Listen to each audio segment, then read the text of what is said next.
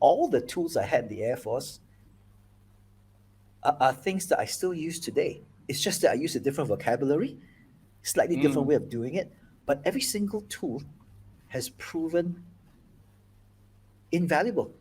So the transition was easy. I just had to learn different vocabulary to work in the business world. I wouldn't say a bit. I've got three objects I'm juggling. One is a tennis ball, one is a ping pong ball, and the other one's a bowling ball. So it's not the same weight. And so that's a very interesting way to juggle a day with three completely different objects. But hey, it's fun.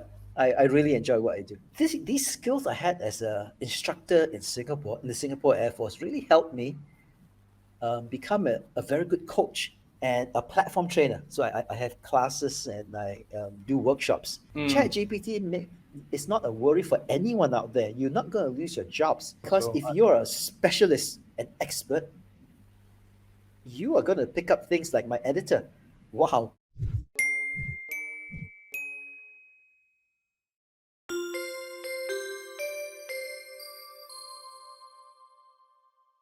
Welcome to Forento Talks, the show by creators for creators. In this series, you'll meet amazing entrepreneurs, coaches, and course creators, hear their stories, and get actionable tips and tricks on how to build your own business online.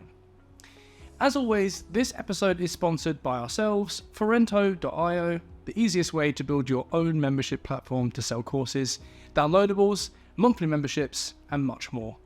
So if you feel inspired to start building something for yourself, visit and grab your free trial today.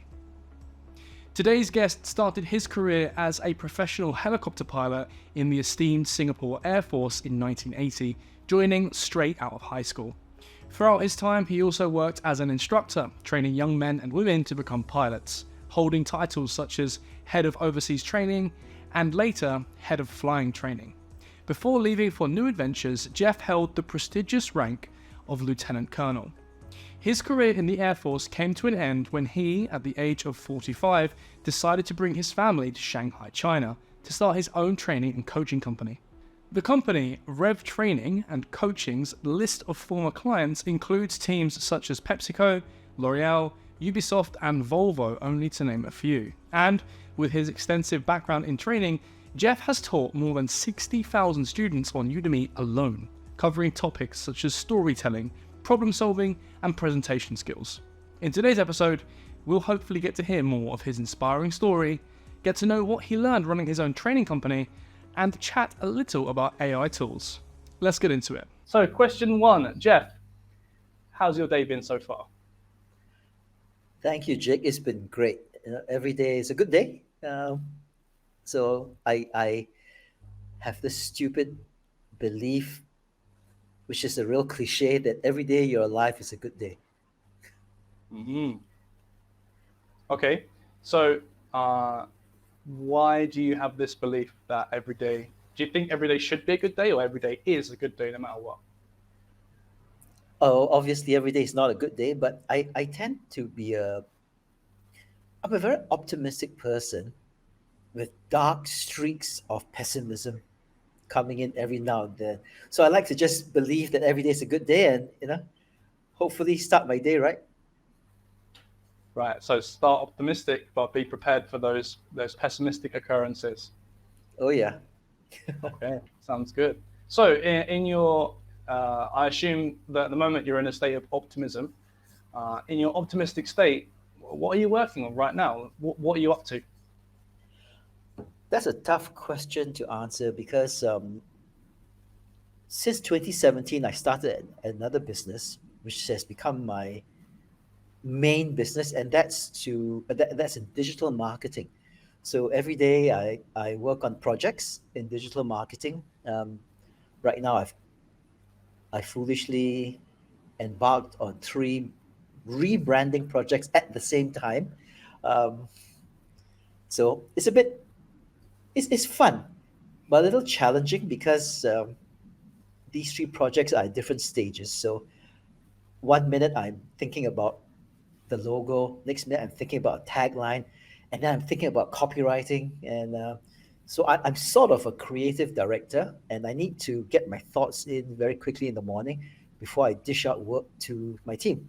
So that's how my day starts. Yeah. So you're sort of beginning each day with a bit of a juggling act. I wouldn't say a bit, I've got three objects I'm juggling.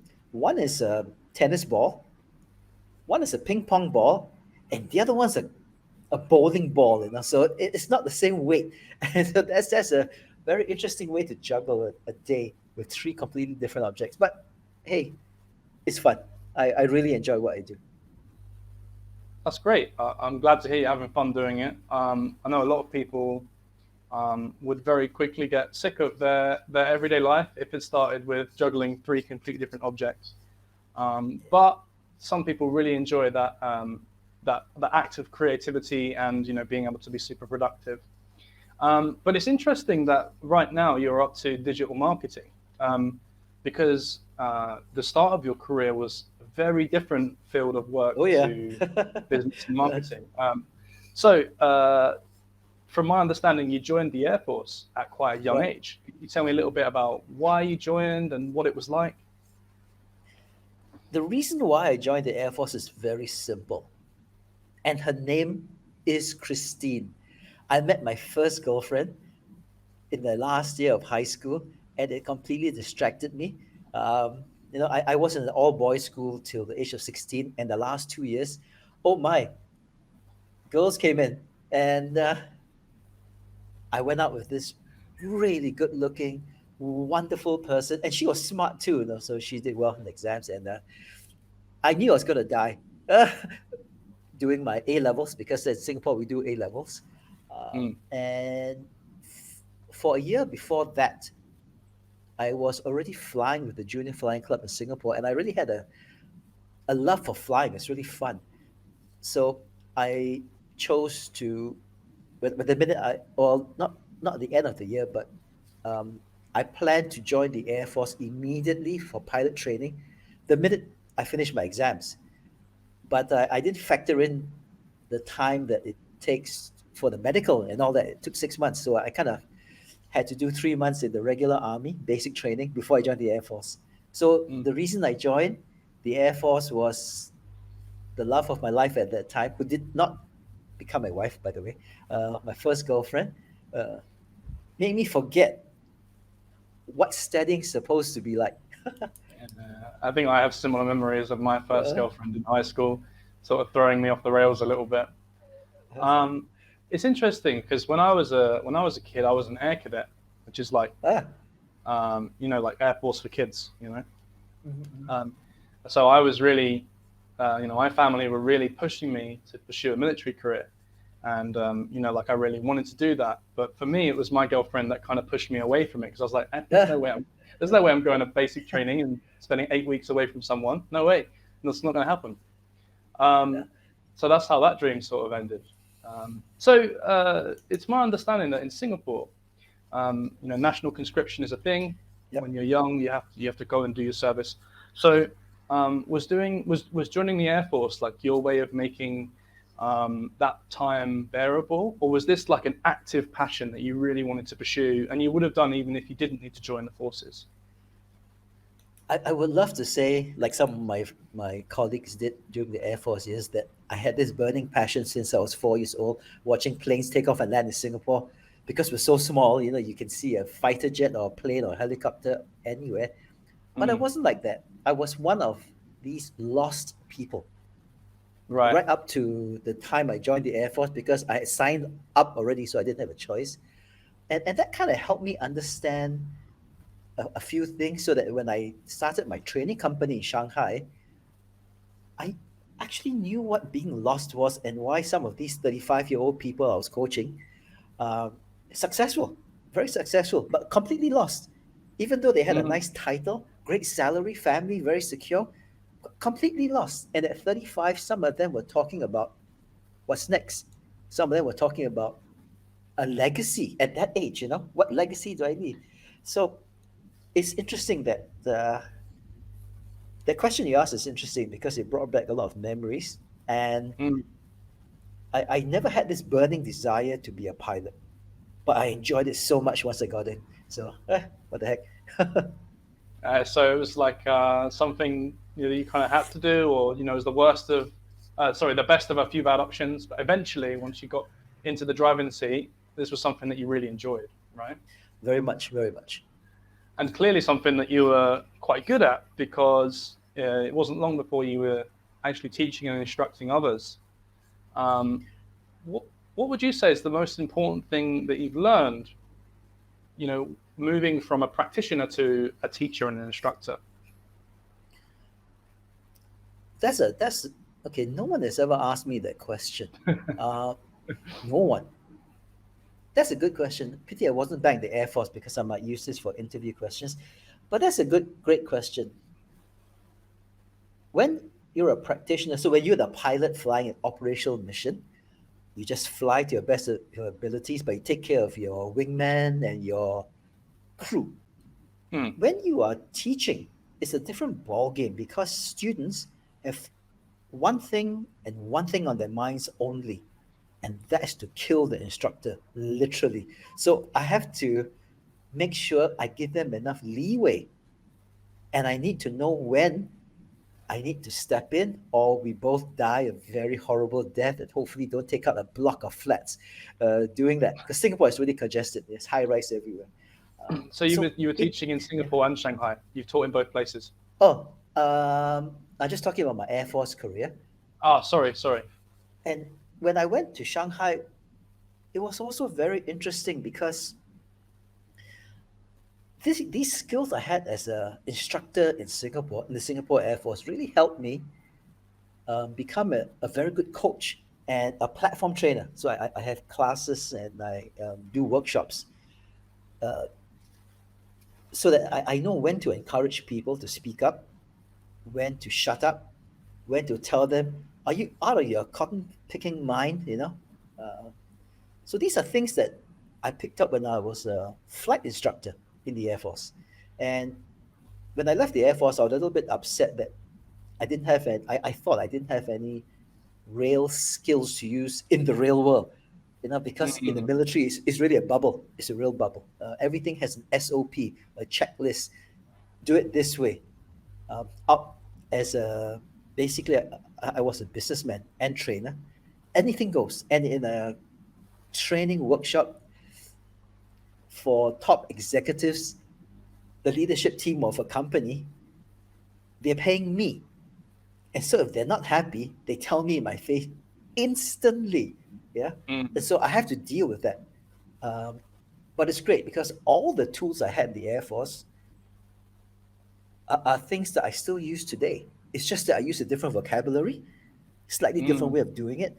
But every single tool has proven invaluable. So the transition was easy. I just had to learn different vocabulary to work in the business world. Yes, it's funny you say that. Like, you hear a lot of ex-military types saying these kind of things. Hmm. No matter where they've served, that there's a real anxiety about how they're going to use their skills once they've left the military world and they're back on civvy street. That's what we call it in the UK, Yes. back on civilian street. So there's always this massive anxiety, but it's really inspiring to hear that people have been able to kind of almost rebrand themselves. Right, it's the same skills, it's the same product essentially, flying planes and teaching people how to do it, but with that slight change of vocabulary and that slight change of approach, you suddenly have an entirely new thing that you can build a life around. So, Jeff, you were teaching in Singapore as part of the military, and then you moved to Shanghai to start your business there. Can you tell me a little bit more about your business in Shanghai and what motivated you to go there and start your business? The motivation to uproot my family to Shanghai, very simply, is because I'm really stupid. I didn't think through this enough. 95% of Singaporean Chinese speak Chinese at reasonable level. You can get by. Mm, I'm one mm, of the 5% of Singaporean Chinese who cannot speak Chinese. So I did want to venture overseas. So the cities that popped in my head were Vancouver and San yeah. Francisco. two cities I love very much. And somehow it didn't bother me that I couldn't speak Chinese, and I ended up in Shanghai. Um it's interesting uh, how I So did you're that. you, so, so you're Chinese Singaporean, Yes, and you're one of the small Chinese Singaporeans who can't speak Mandarin. right, And exactly. your plan of all countries, of all the options, the two English-speaking cities of Toronto and San Francisco, and you went to Shanghai. Right. Ah, it was interesting. And Shanghai back in 2006 is completely different from the Shanghai of today. Back then, it was like a Chinese city. Today, it is Mm, more cosmopolitan than today. When you say Shanghai, you think of London, Paris, New York. In fact, yeah, Manhattan is like Shanghai. It's like yeah, Shanghai. yeah. But It's a back in the day, it was nothing like that. So when I got there, it was real China, China. right. Yeah, I mean, I've not personally, I've not been to China, but I hear a lot of friends saying, like if you think New York's the center of the world, and this was like 5 years ago, not in Uh-huh. 2006. If you think New York's the center of the world, go to Shanghai, and you'll realize very quickly there are other cities that are just as big and busy and cosmopolitan and mixed. Um, so are you still in Shanghai now, or are you in Singapore? No, I moved back to Singapore permanently 3 years ago. Still not able to speak Chinese fluently. Because being a cosmopolitan city, I actually never had to speak Chinese too much except to order food, tell the taxi where to go, scream at somebody. But Mm. all my clients were Westerners, Oh, really? mainly Europeans who spoke perfect English. A lot of French in the beginning, in the early days, Mm. uh, and smattering of companies from all over Europe. So didn't need to speak Chinese. Yeah, that's fascinating. When I was, looking up your profile, I saw that you'd worked with companies like Porsche, Pepsi, and Volvo, Yes, and these are obviously English-speaking companies. So it's interesting that even though you're based in Shanghai, um, actually you're able to use English perfectly fine, and even after yeah, 13 years, your Chinese I'm sure is better, but like you said, it's terrible not. still. So it hasn't needed to be. Um, that's cool, right? So you know we've covered what many people would call a very successful conventional career. Air Force pilot as a young age, then an instructor inside the Air Force, and then after that, you've gone to set up your own business in a completely foreign country, in China as well, um, working with all these great brands. So you've already had what anyone would consider an extremely successful career. Um, but now you're moving on to online courses, right? So Yep. what's inspired you to make that change from traditional education and training to the online sphere? This again sounds terrible. My answer is going to sound terrible, but it's for purely selfish reasons because I wanted passive income streams. So at Right. that time, it's me and X number of people in the classroom, but that can only happen once a week if I'm lucky. Usually it Mm, didn't happen that way. Workshops don't happen like that. Coaching is very time consuming. So I was thinking passive income. So why not? So I started to put my courses, or rather, I transformed my courses into online courses. And this was the day when you. This was the time when Udemy was still very new to the game. Today, Udemy is number one. There's no ifs and buts. No matter what people say, Udemy has the most transparent way of paying instructors like me, creators like me, and they've got a massive database. But back then, it wasn't so. Um, so I just did it, jumped in.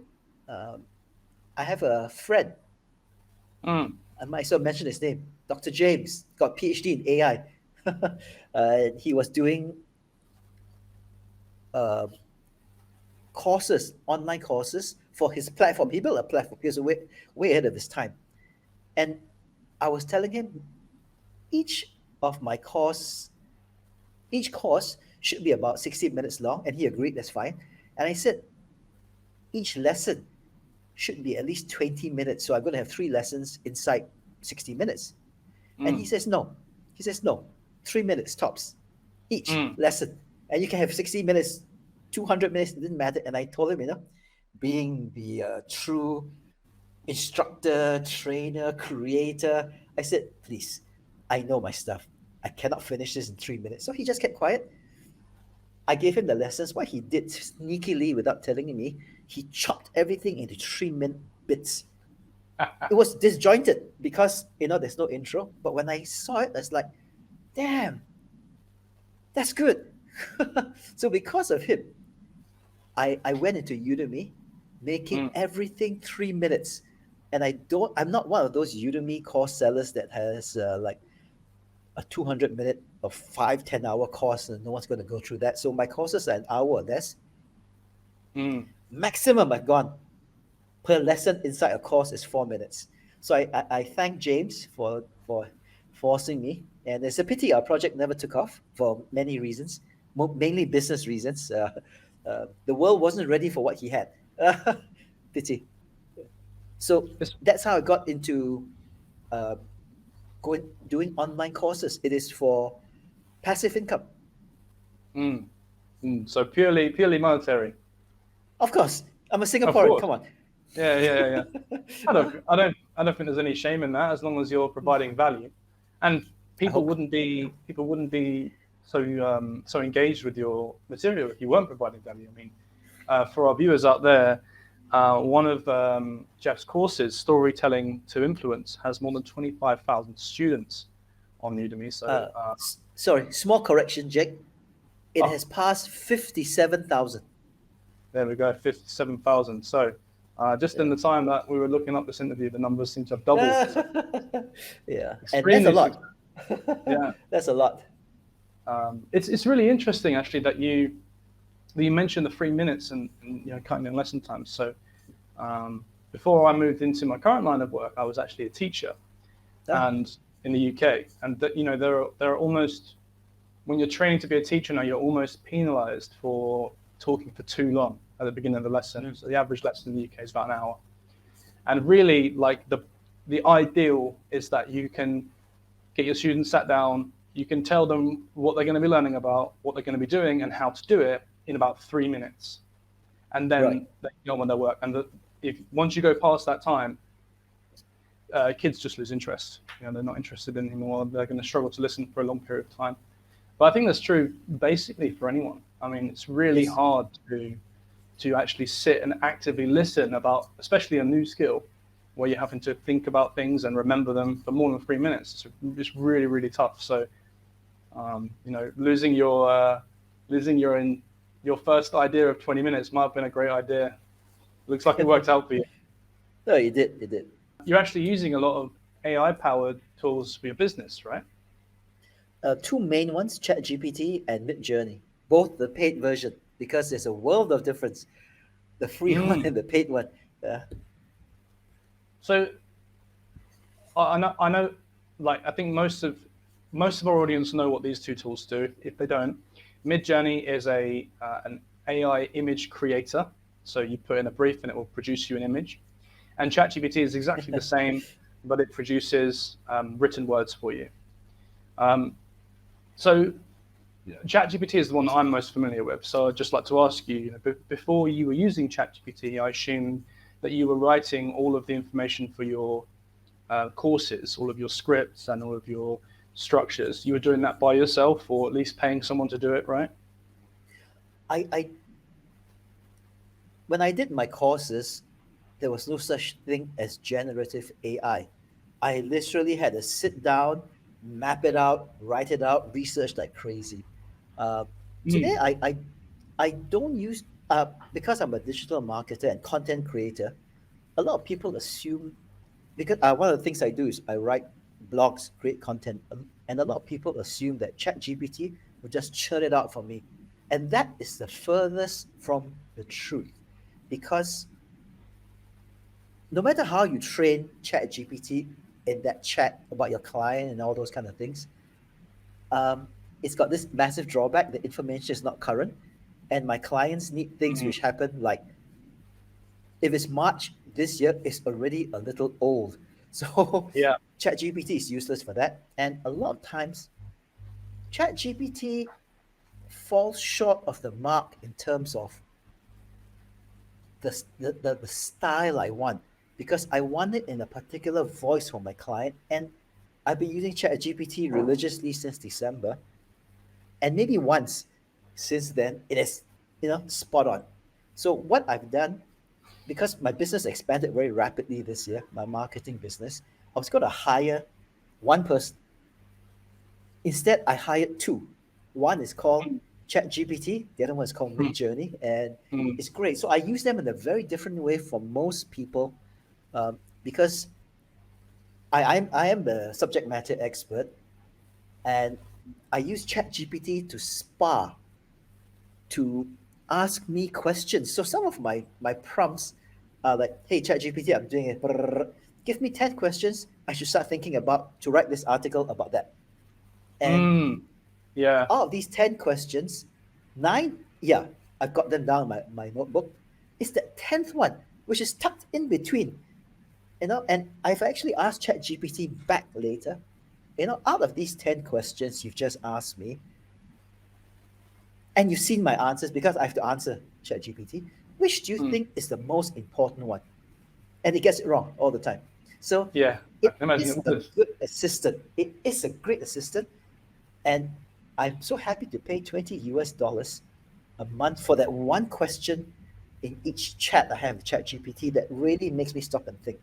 It cannot help me with branding. It cannot help me with taglines and all those other things I do as a digital marketer, but it can help me as if I'm speaking to somebody, uh, just speaking to somebody, and I get feedback, which is great. Yeah. So save me a bunch of money hiring a real person.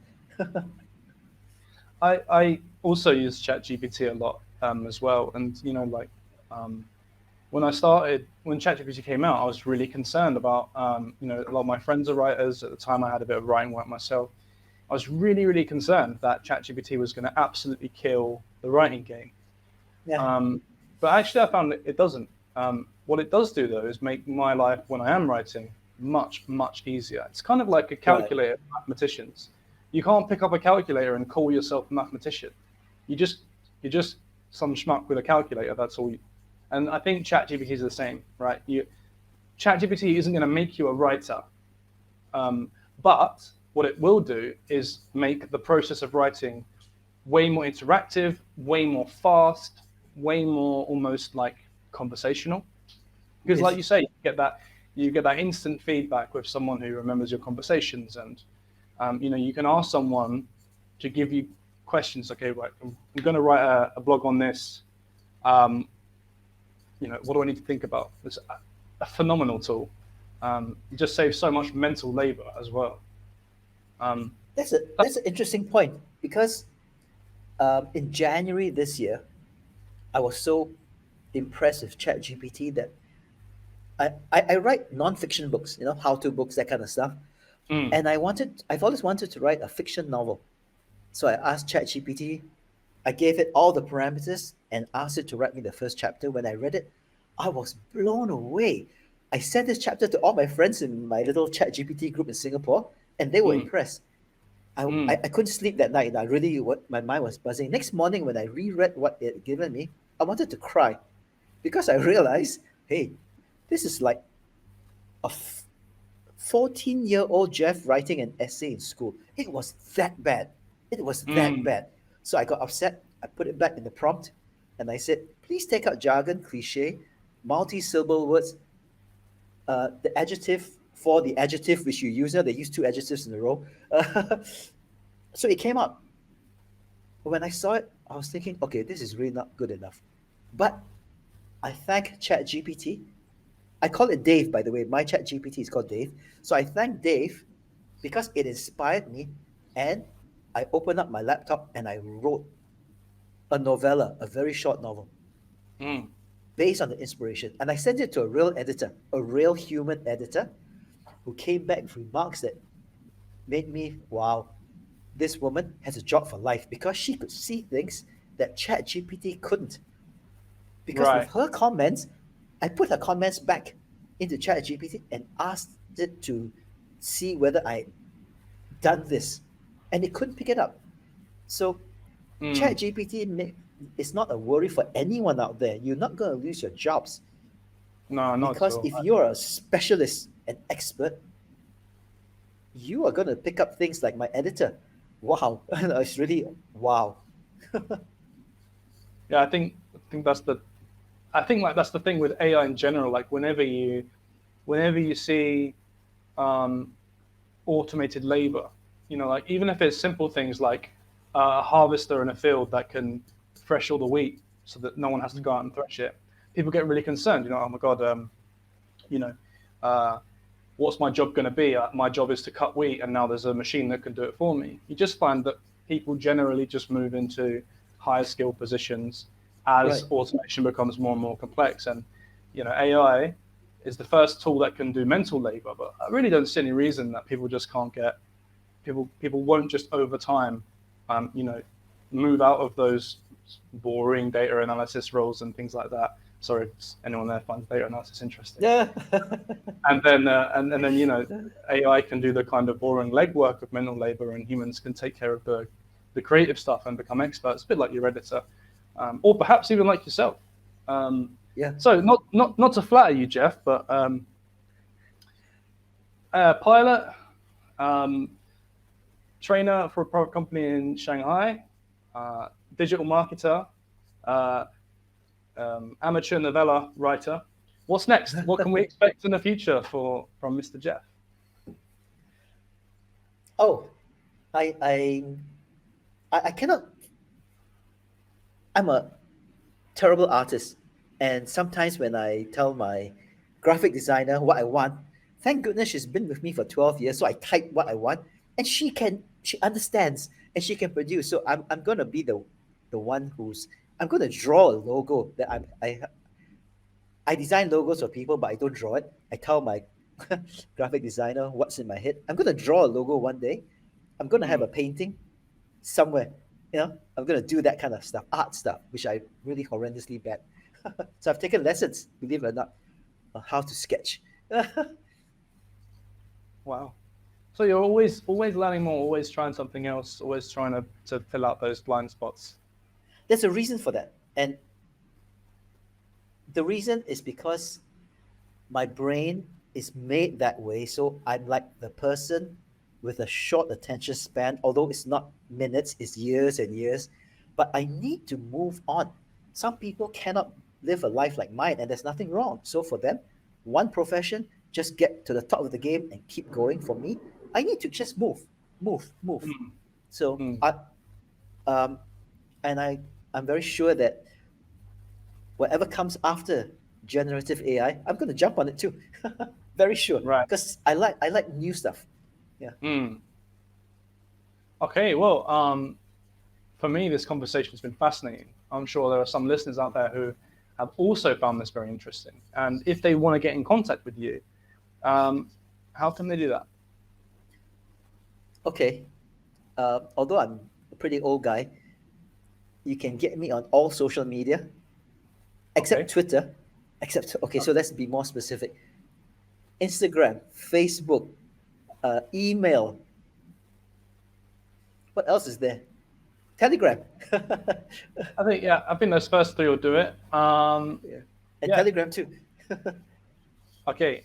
We'll have those handles down in the description for anyone listening. If you do want to get in contact, if Mr. Jeff can help you with anything, I'm sure he'd be more than happy to follow up on lead. Right, Jeff, it's been an absolute pleasure to have you on the channel. I've really enjoyed interviewing you, and I think your story is really awesome. Thanks for coming on and telling us about your long, illustrious, and varied career and your thoughts for the future. For those listening, I've been Jake, and thanks for watching. I hope you liked today's episode. I'm sure I did. And if you feel as inspired as I do right now, put it to good use. There is never a better time to start than now, and that goes for any business venture you might be thinking of pursuing, including online courses. So, with the link in the description, you'll be able to grab a free trial of Forento, a perfect tool for those looking to sell online courses, membership programs, ebooks, or coaching sessions. Since May of 2022, creators from more than 80 countries have built their businesses on Forento, and watching this video, you're one step closer to being one of those happy creators. We're looking forward to having you.